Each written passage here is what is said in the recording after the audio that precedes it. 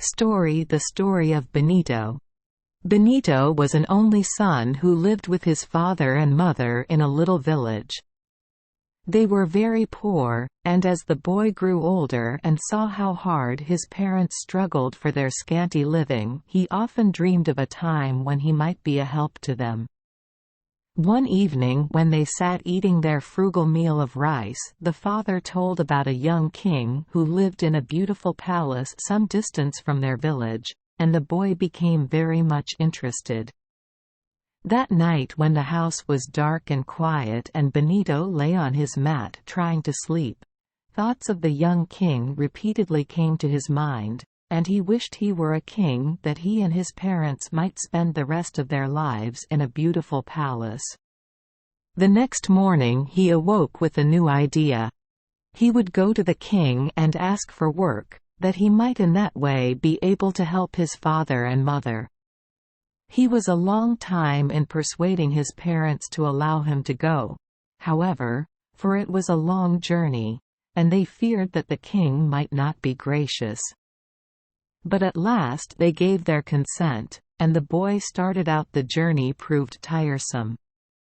After he reached the palace, he was not at first permitted to see the king. But the boy, being very earnest, at last secured a place as a servant. It was a new and strange world to Benito, who had known only the life of a little village. The work was hard, but he was happy in thinking that now he could help his father and mother. One day the king sent for him and said, "I want you to bring to me a beautiful princess who lives in a land across the sea. Go at once, and if you fail you shall be punished severely." The boy's heart sank within him, for he did not know what to do. But he answered as bravely as possible, "I will, my lord," and left the king's chamber.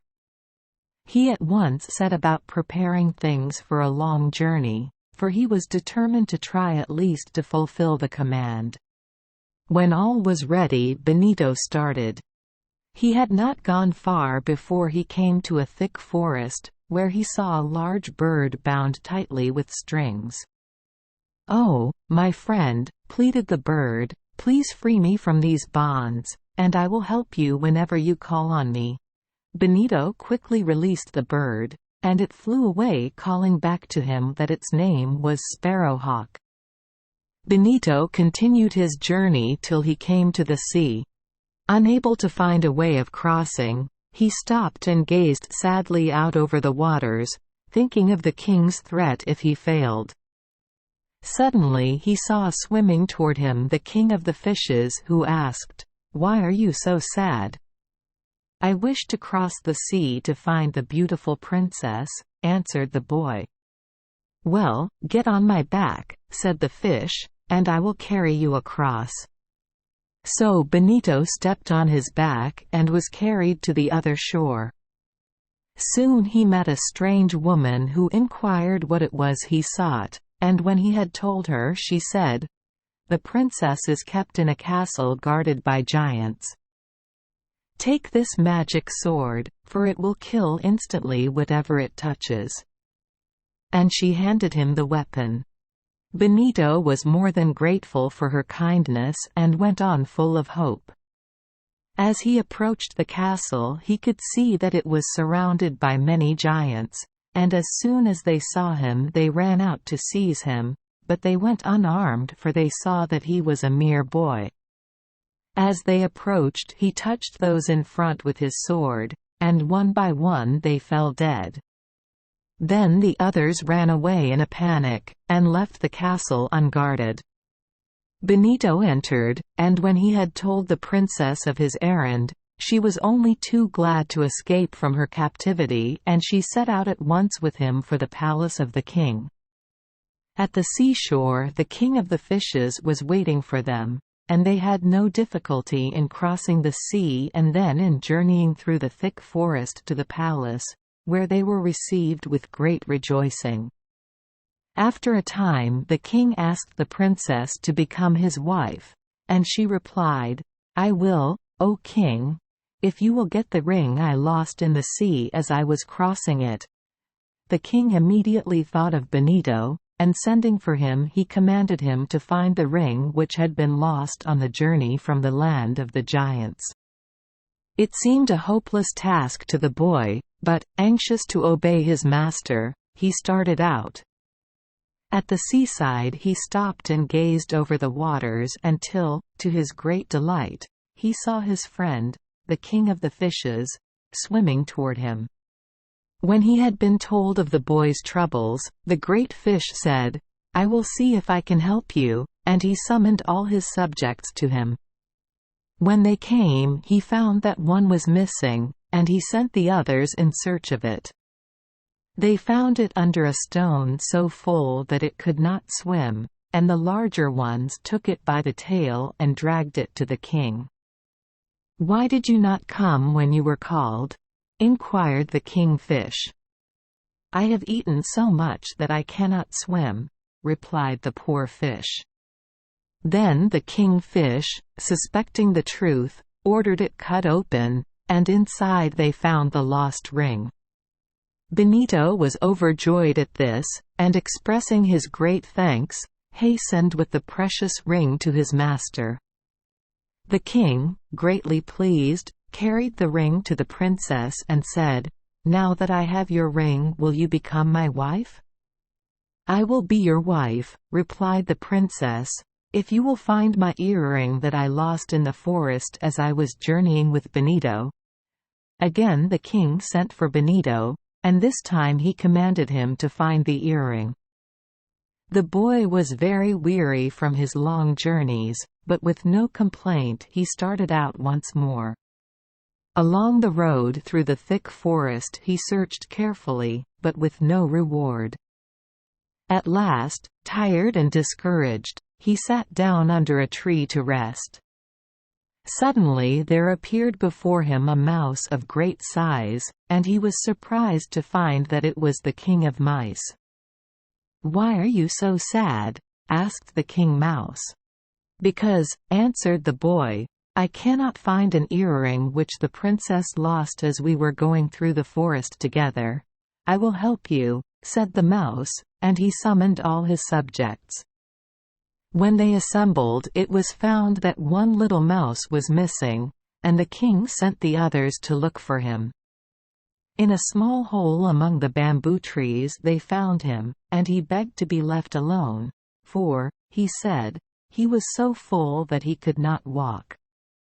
Nevertheless, they pulled him along to their master, who, upon finding that there was something hard inside the mouse, ordered him cut open, and inside they found the missing earring. Benito at once forgot his weariness, and after expressing his great thanks to the king mouse he hastened to the palace with the prize. The king eagerly seized the earring and presented it to the princess, again asking her to be his wife. "Oh, my king," replied the princess, "I have one more request to make. Only grant it and I will be your wife forever." The king, believing that now with the aid of Benito he could grant anything, inquired what it was she wished, and she replied, "Get me some water from heaven and some from the lower world, and I shall ask nothing more." Once more the king called Benito and sent him on the hardest errand of all. The boy went out not knowing which way to turn, and while he was in a deep study his weary feet led him to the forest. Suddenly he thought of the bird who had promised to help him, and he called, "Sparrowhawk." There was a rustle of wings, and the bird swooped down. He told it of his troubles and it said, "I will get the water for you." Then Benito made 2 light cups of bamboo which he fastened to the bird's legs, and it flew away. All day the boy waited in the forest, and just as night was coming on the bird returned with both cups full. The one on his right foot, he told Benito, was from heaven, and that on his left was from the lower world. The boy unfastened the cups, and then, as he was thanking the bird, he noticed that the journey had been too much for it and that it was dying. Filled with sorrow for his winged friend, he waited and carefully buried it, and then he hastened to the palace with the precious water. When the princess saw that her wish had been fulfilled, she asked the king to cut her in two and pour over her the water from heaven. The king was not able to do this, so she cut herself, and then as he poured the water over her, he beheld her grow into the most beautiful woman he had ever seen. Eager to become handsome himself, the king then begged her to pour over him the water from the other cup. He cut himself, and she did as he requested, but immediately there arose a creature most ugly and horrible to look upon, which soon vanished out of sight. Then the princess called Benito and told him that because he had been so faithful to his master and so kind to her, she chose him for her husband. They were married amid great festivities and became king and queen of that broad and fertile land. During all the great rejoicing, however, Benito never forgot his parents. One of the finest portions of his kingdom he gave to them, and from that time they all lived in great happiness. Thank you for joining us for today's fairy tale. We hope these stories bring joy and meaning to your day. If you love our channel, please hit the subscribe button so you won't miss any exciting tales. Wishing you a good night and sweet dreams. See you in the next story.